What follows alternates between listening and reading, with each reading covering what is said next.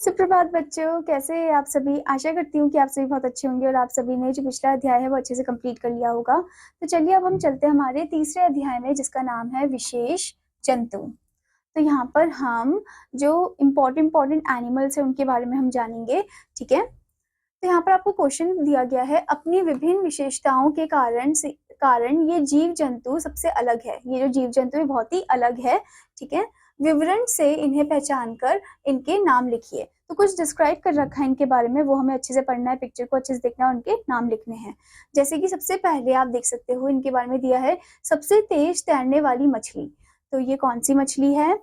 तो आप first number में लिखोगे सेलफिश, सेल। तो आप फर्स्ट नंबर में लिखोगे बच्चों सेल फिश। ठीक है, तो यहाँ पर आप लिखोगे सेल फिश। मैंने नंबर पुट किया पर आप आंसर लिखोगे यहाँ पर। ठीक है, उसके बाद आपसे पूछा गया है विश्व का सबसे बड़ा जीव, ये है वेल। ठीक है, तो आप सेकंड में लिखोगे ब्लू वेल। ठीक है, कौन सी वेल? Blue whale. उसके बाद थर्ड में आपको दिया गया है कभी ना मरने वाला जीव। ये कौन सा जीव है जो कभी नहीं मरता? तो ये है स्पंज। ठीक है, थर्ड नंबर में आप लिखोगे स्पंज।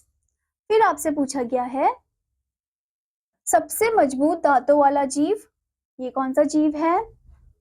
तो आप लिखोगे फिफ्थ नंबर में, तो आप लिखोगे फोर्थ नंबर में शार्क। ठीक है, ये है शार्क। फिर आपसे पूछा गया सबसे तेज धावक, बहुत तेज दौड़ने वाला, ये कौन है? ये है चीता। ठीक है, फिर उसके बाद आपसे पूछा गया है सबसे खतरनाक कीड़ा, विश्व में 50% बीमारियां यही फैलाता है, ये कौन सा कीड़ा है? ये है मच्छर। ठीक है, तो 6 नंबर में आप लिखोगे मच्छर।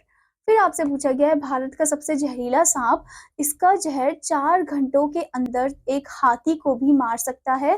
तो ये है किंग कोबरा। ठीक है, तो आप 7 नंबर में लिखोगे किंग कोबरा। फिर आपसे पूछा गया है इनके हाथ में एक अतिरिक्त अंगूठा होता है जो इन्हें हर चीज ठीक से पकड़ने में मदद करता है। तो इनके हाथ में एक अतिरिक्त अंगूठा होता है जो कुछ चीजों को पकड़ने में मदद करता है। तो ये है पांडा। तो आप 8 नंबर में लिखोगे पांडा। अब बच्चों हमें यहाँ पर एक पॉइंट दिया गया है, क्या आप जानते हैं स्पंज अपने शरीर के भागों को दोबारा वापस बना लेता है। जो स्पंज है ना, जो हमने कौन से नंबर में देखा था? तीसरे नंबर में देखा था। ये अपने शरीर के भागों को दोबारा बना लेता है।